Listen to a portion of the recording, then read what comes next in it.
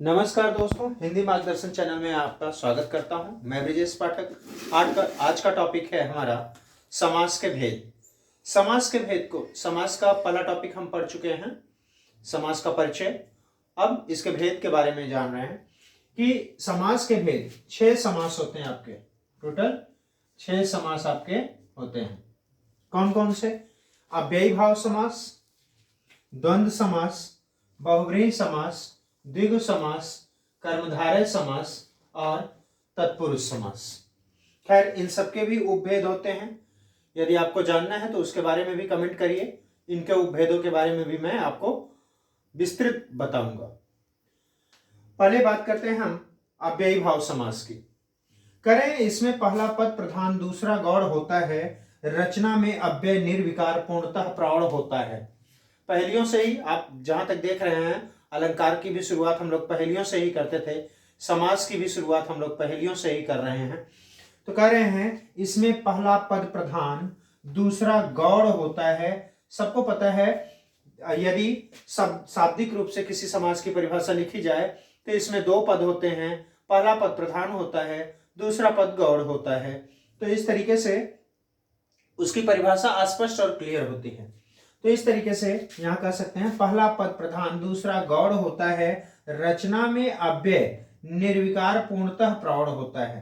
करें इसमें पहला पद प्रधान होता है और वह मुख्य रूप से अव्यय होता है। जो वही पहला पद होता है वो क्या होता है? अव्यय होता है। एवं दूसरा पद संज्ञा होती है।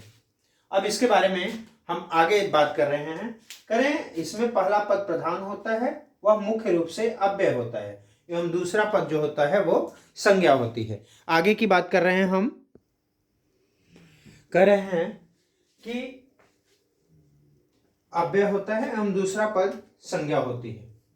इसलिए कहा जा सकता है, अतः हम कहें या कहा जा सकता है कि जिस समास में पूर्व पद प्रधान होता है उसे व्याकरण में अव्यय कहते हैं और वह किसी विशेष अर्थ में प्रयुक्त होता है। जैसे यहां पर आप विशेष अर्थ देख सकते हैं, यथाशक्ति, यथाशक्ति, यथाधन शक्ति, शक्ति के अनुसार, प्रतिदिन, प्रतिधन दिन, दिन दिन या दिनों दिन, आजन्म, आधन जन्म, जन्म पर्यंत, यथासंभव, यथाधन संभव, जैसा संभव हो। इसके अंतर्गत यदि हम बात करें तो इसके अंतर्गत जो पुनरुक्त शब्द आते हैं बच्चों, पुनरुक्त शब्द भी अव्ययी भाव समास के अंतर्गत ही आते हैं। तो यहां हमने अव्यय समास के बारे में जाना कि इसमें पहला पद प्रधान होता है, मुख्य रूप से जो अव्यय के रूप में होता है, और दूसरा पद संज्ञा होती है। और इस तरीके से हमने उपसर्ग रूप में इसे पढ़ा, चाहे वो यथा हो, प्रति हो, आ हो, यथा हो, आजन्म हो, में आ हो। तो इस तरीके से ये सारे शब्द अव्यय रूप में, पहला पद अव्यय रूप में प्रयुक्त हो जाता है, पूर्व पद अव्यय रूप में प्रयुक्त हो जाता है, और पुनरुक्त शब्द, जहां पुनरुक्त शब्द रहते हैं, मतलब 2 बार आए हुए शब्द रहते हैं, वो यहाँ पर अव्ययी भाव समास के अंतर्गत प्रयुक्त किए जाते हैं।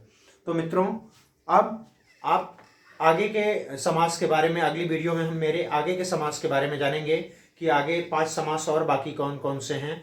और तब तक के लिए मेरे चैनल को लाइक, सब्सक्राइब और शेयर करते रहिए ताकि मेरा मनोबल भी बढ़ता रहे। इसी मनोकामना के साथ धन्यवाद आप लोगों का।